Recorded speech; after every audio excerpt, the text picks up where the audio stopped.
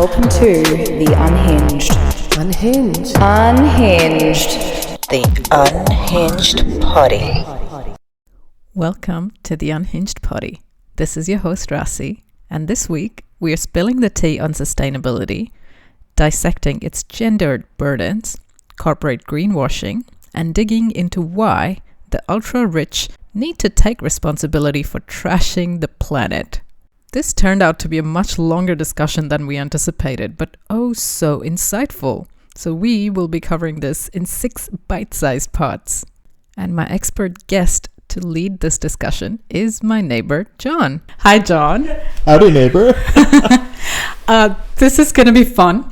The way I found John was after he moved in, and a couple of weeks later, he popped on my TikTok with like amazing content. And I was like, the smile seems familiar because I had only spoken to you for like 2 minutes by then. And I don't remember faces that quickly. But your smile stuck with me for some reason. And I'm like, surely... And I was kind of sure that your name is John because that was a quick introduction in between moves and getting housework done. Then I found you again and I confirmed and I was like, yes. And you know what confirmed for me? I saw in your video the background that looks really similar to mine because our houses are identical. That's how I made the connection.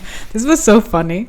And then I found out that John is an interesting person, a very interesting person. Can you tell us more what you do, John? Sure. And I think what actually happened is you sort of banged on my kitchen window when I was in my robe saying, John, it's you. And that's the rest is history. So it's great to be here, upstairs neighbor.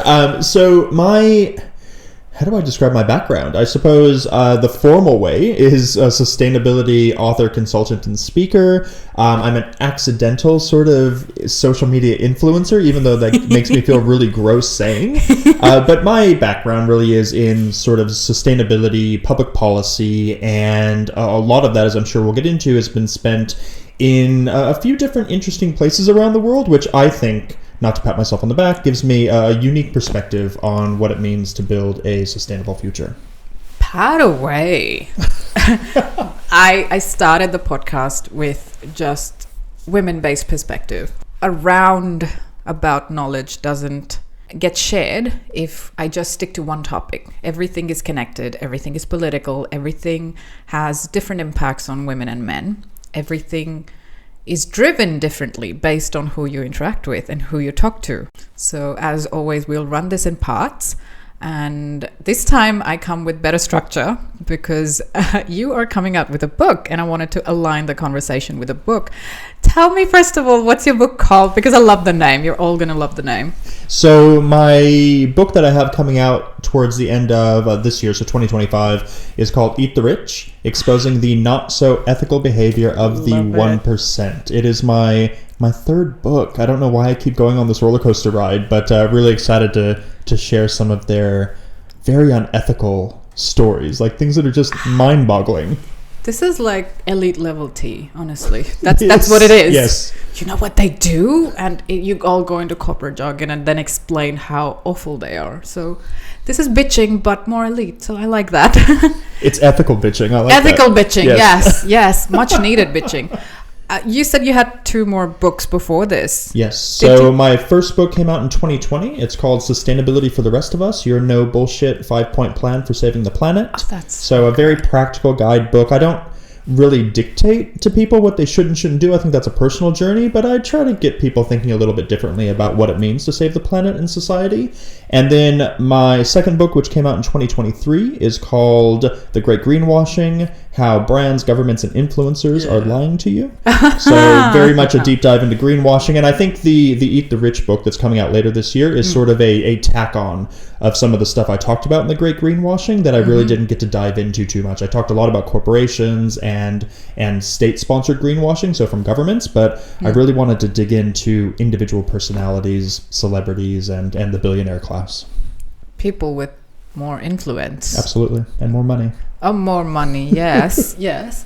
That is a short period to have come out writing 3 books in. And I have a 4th one coming out next year as well. So What? I'm currently writing 2 books at the same time. That is so cool. That is so cool.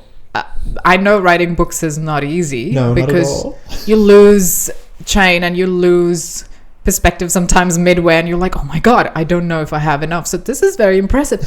I think the name so far, Eat the Rich, is killing it. It's more catchy, and it's more with the times, and it's using the phrase that everybody's using. So that's the right moment to insert and plug your book into the conversation. That's amazing. I know a few people would think this is not a conversation where I should try and make the points gendered, where I should lead the direction of the conversation to be gendered. But sadly, you cannot separate that when you're talking about political things and social awareness things and impact on the society and world and behavior patterns. Gender does always play a role. Maybe not in the typical sense where I'll pit one against the other, but the level of consciousness, the level of engagement definitely seems to be different. So in your understanding and in your experience so far, because you've had a fair bit of experience in the field, do you think that sustainability has indeed become a gendered burden? Why is it that women are overwhelmingly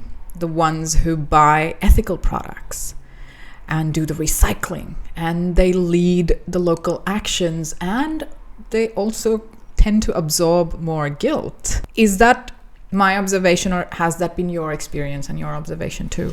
No, it's absolutely right. So it's not an observation, it's an actual reality. And I think before we get into that, I think it's important to take a step back and to talk about what we mean by sustainability. So just to frame things a little bit. So a lot of people hear the word sustainability and they automatically think environmentalism, which is a part of it, yes. But sustainability has become this really broad catch-all term for anything related to saving the planet or saving society. So again, that environmental side is important. It gets the lion's share of the PR. We know about it. We've been talking about it for a long time, since the 60s at least. But the part where I spend most of my time as a professional in the field is really on this social element. So that is a lot of workers' rights, labor rights, gender equity and equality. But there's also an entire governance side of sustainability too, that's kind of the more boring academic side of things. So the strategy behind it, the communications, and how we keep mostly businesses, but also governments and individuals accountable. So it's really broad sustainability. It's not just hugging the trees and saving the polar bears. So that's an important distinction. Again, my role within this has always been sort of on that social side. So I started my career at the United Nations, and a lot of my work there was working on gender equity issues. So I was, again, not patting myself on the back, I was part of the team that passed the UN's, thank you, the UN's first resolution against sexual exploitation and abuse of women in peacekeeping operations. So very, very gender-based in that respect. And then my 10 years in China, most of my work there was in and out of more factories than I care to remember, but building worker betterment programs primarily geared towards female workers.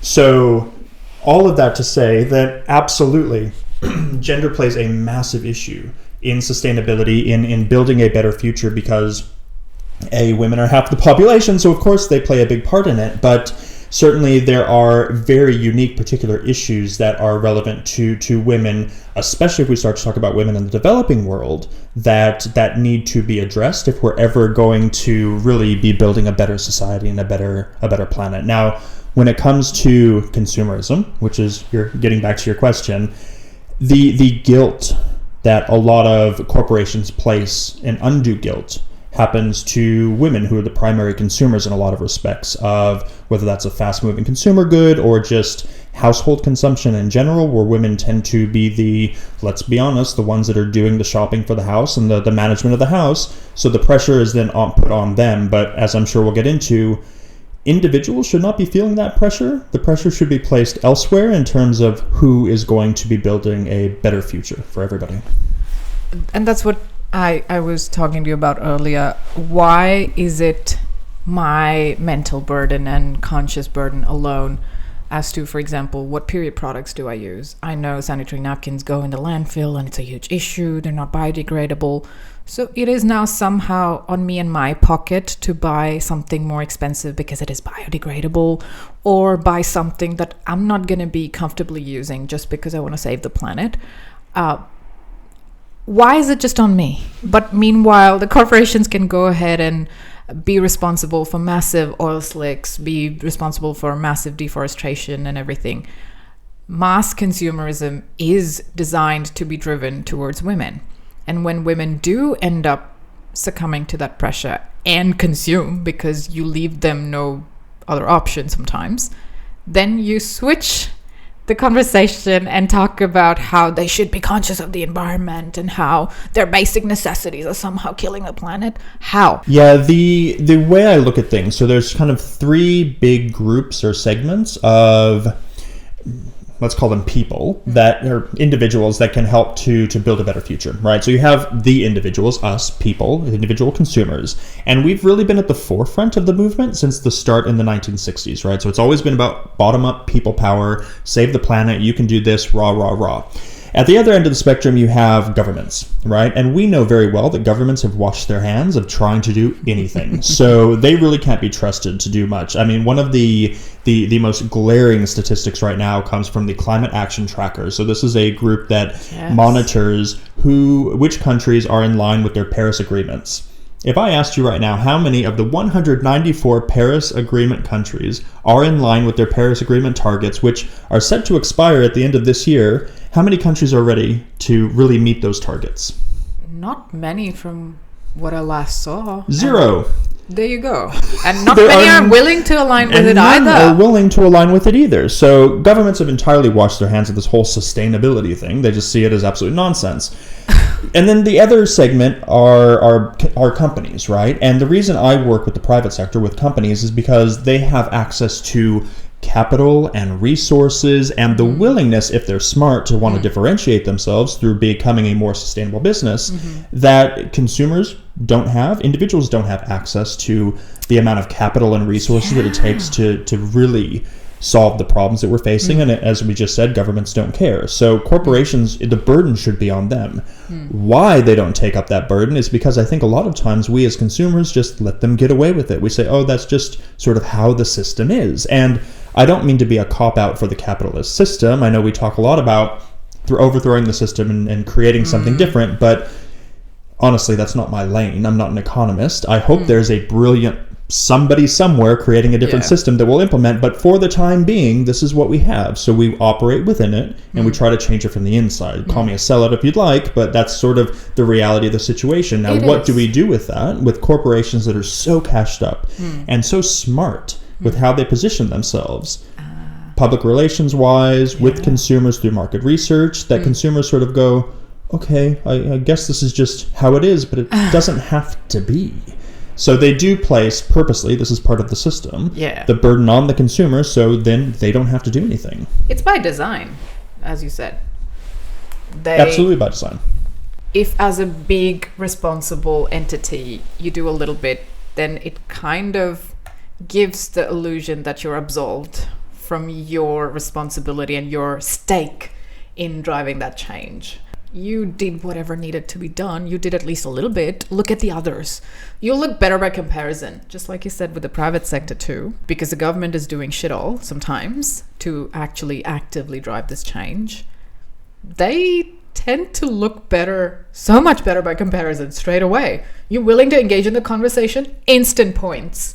Because look at what the competitors are doing. Exactly right, but we're well beyond that sort of thing. So I think as consumers particularly, we need to be doing a much better job holding companies to account for things they're doing. Now, let's lay all the cards on the table. There is no such thing as a perfect company. No. So what I'm not advocating for is people trying to pick apart every claim a company makes, because that's not fair. We know companies are bad. We know they do bad things. But when a company is genuine and honest and they say, hey, we have this amazing program that we're doing that is having impact at scale, we want to tell you about it, we should be, giving them applause and, a little bit of a cautious applause, making sure they're genuine about it, but we shouldn't be hiding them and making them go into a corner and not talk about the good things that they're doing, because that then scares other companies that might be doing good things or those that are thinking about it. So as much as it may be counterintuitive to some people, I think we need to be encouraging companies to be really bolder as long as they're genuine with the good things that they're doing, because I've seen firsthand behind the scenes the amazing things that companies can do. They're just scared to talk about it because they're worried that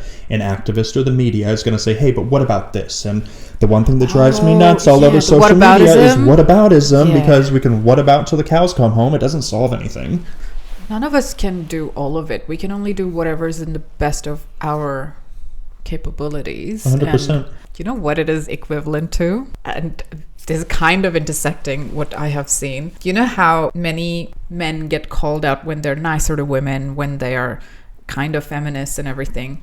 Other men pick them apart, call them simps. You're only working towards female approval and their appreciation. This actually was shared by somebody online, and they were like, it would be nice if men wouldn't want to pick you apart, because sometimes you want to be appreciated by your own friends and brothers too, because every time they're talking sense, if men around them are like, no, you're just doing too much, blah blah, it's gonna dampen their enthusiasm to carry on with things too, because that's how it works. It's the same concept. It's the exact same thing with corporations. We're social animals, right? And businesses are just extensions of being human. So it's what happens. They become risk averse. There was a statistic I saw last week that said something on the order of companies that, it's called green hushing. That's the technical term. It's when companies don't talk about what they're doing. They lose something on the order of $150 million a year in lost opportunities, whether that's from new consumers or whatever opportunities there may be on offer, just because they haven't talked about a program that they're already doing that's actually a net positive for the planet and society. So it does nobody any favors. And like you mentioned, it sort of gets people to hide back in the corner and not talk about things that they should be talking about anyways. So if we encourage, then it's going to encourage other people to take more initiative and actually drive it and make noise about it. So it's going to be a good positive cycle of appreciation, effort, reward, and so on. That's exactly right. And to your original question of sort of what do we do as consumers, I think that's a big power play that we have, is to encourage that, because that then starts to break down the system of consumers saying, oh, well, corporations, that's just how they are, because no, that's not how they need to be. So why are they green hushing though? Isn't there a benefit? Because when you're doing something like this, you get exemptions, you get benefits in other ways. So why would you want to hush? It's the PR side of things. So what's been happening with a lot of companies greenwashing, particularly coming out the other end of the global pandemic, we've seen a massive uptick in greenwashing. Some of it is accidental greenwashing, companies overclaiming something accidentally. That's fine. We can fix accidents.